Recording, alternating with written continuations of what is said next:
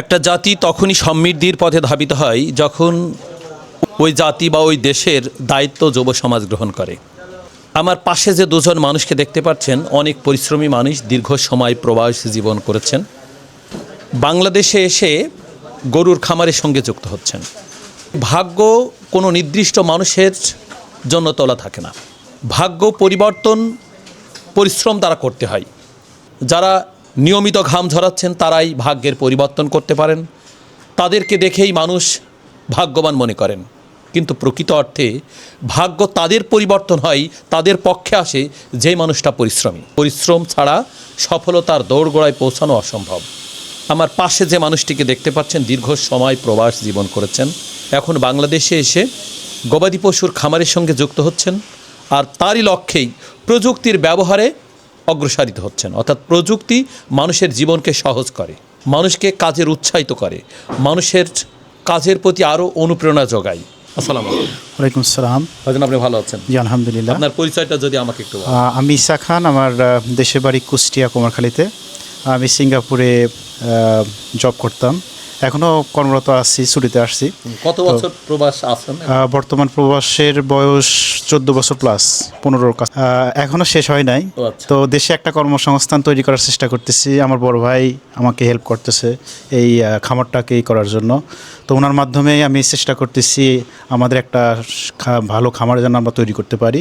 সেই ধারাবাহিকতায় আমরা আরাফাত ইঞ্জিনিয়ার থেকে একটা খড় কাটা মেশিন ক্রয় করতে এসেছি।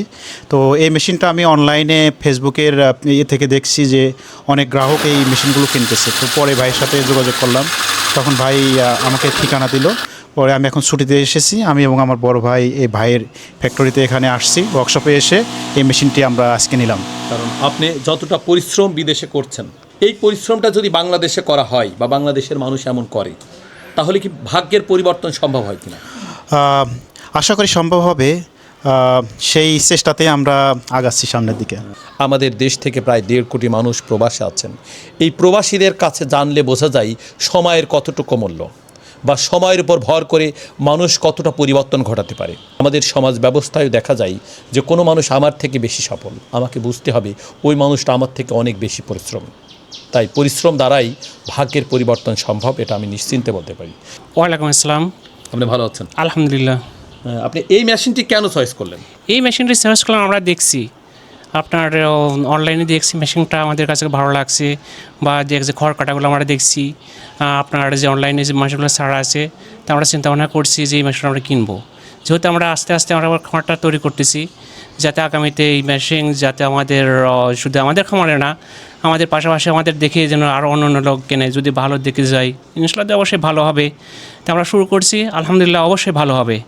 তো যাই হোক, আমরা অন্য জায়গায় গেছিলাম দেখে শুনে, তো আমাদের এটা চয়েস হলো।